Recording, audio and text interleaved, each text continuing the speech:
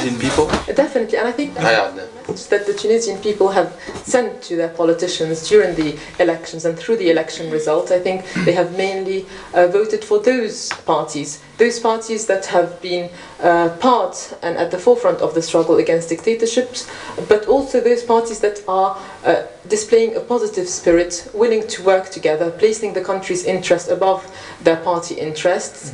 So I think it's a very important message. Yusra Ghannouchi, thank you very much. Welcome. Welcome back, you're listening to Tunis International Radio. So this was my interview yesterday with Yusra Ghannouchi. She talked about exile, about politics, economy, education and reconciliation in Tunisia. The interview will be available tonight on our Facebook page, RTCI, the English language program, and the feedback and comments are welcome. It will be also available on YouTube. So another track with the brothers Mraihi, and we'll be back here to talk with Sana Ouechtati about her projects, the initiative, the New Arab Debates, and many other things. Our first track, and we'll be back.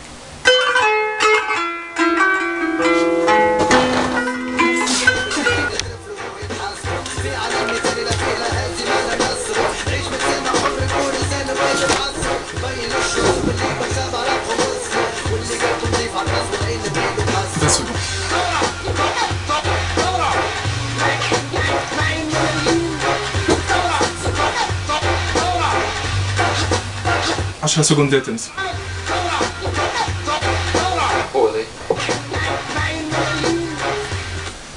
Welcome back, you're listening to Tunis International Radio, and we have with us here Sana Ouechtati, who has nicely accepted our invitation. Sana, welcome to RTCI. Thank you for inviting me. You're welcome. So, tell us more about your background. I am a university teacher. I teach public law in University of Ouechtati. Yeah. Starting from this year, because the year before I was in the University of Jambuba, and for some years, and I'm also making a PhD in international public law. That's very interesting. Here at the University of Tunis or Carthage? At University of Carthage, which means Faculty of Juridical Sciences of Ariana. I would like to talk about the initiative, the very interesting program of the New Arab Debates. So you were one of the guests. So Yusra Ghannouchi was the first guest, and you were the second guest. So tell us more about this experience, and what did you learn from this experience? It was really a very interesting experience, because I was invited, and then it was completely unexpected. I was just contacted, and I've been told, what about debating with Yusra Ghannouchi? And I was just like, okay, let's do it. It's gonna be a great experience, because I like challenges, and I like also meeting people who are very different. I was very stressed when I came. But no, it's not the case. You're not stressed at all. Because I didn't know what I was going to discover, and how I was going to find my words, and how I was going to argue, and so on.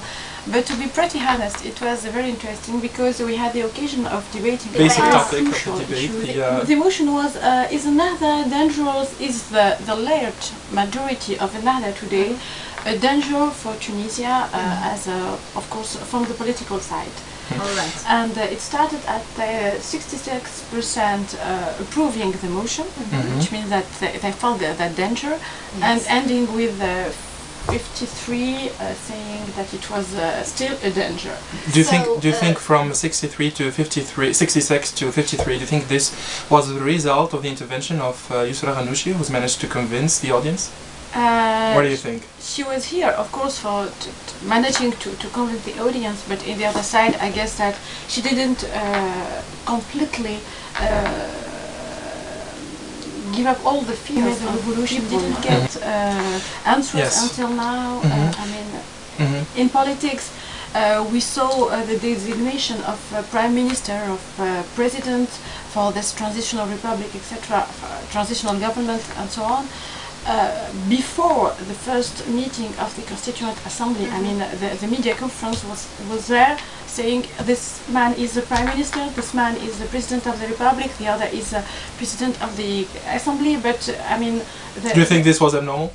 Of course, this is from a legal point absolutely abnormal, because we have a constituent assembly, which means in law, after a revolution, I mean, we asked for that. We want a constituent assembly. A constituent assembly. Now we voted. We got the results of the election. The constituent assembly is gonna meet, and before that, we make. I mean, political negotiations are a point, yes, but the other point is to respect the will of people who vote and elected. Sana, thank you for mentioning this very important detail, but excuse me, the three political parties have said that they started 1 month ago their negotiations and their dialogue.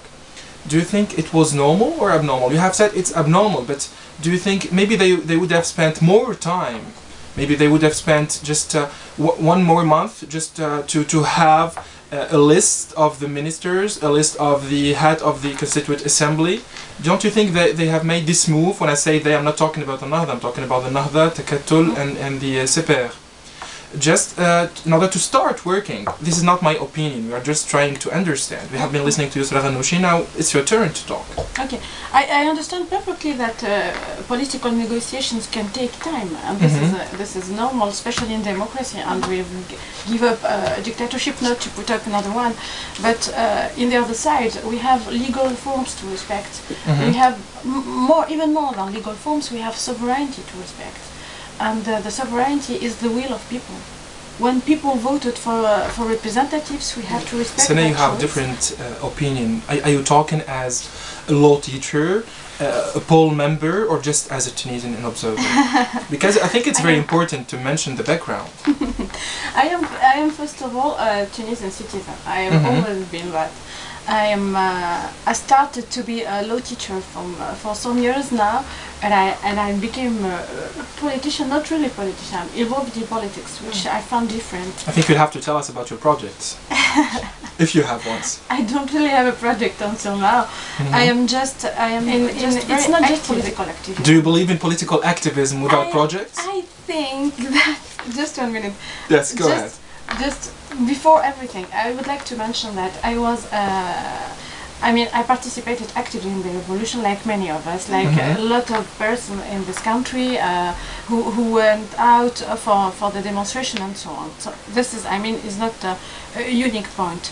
I believed very strongly in the process of democratic transition, because we are giving up a dictator. This is one thing, a very good thing, but we also have to manage for the future.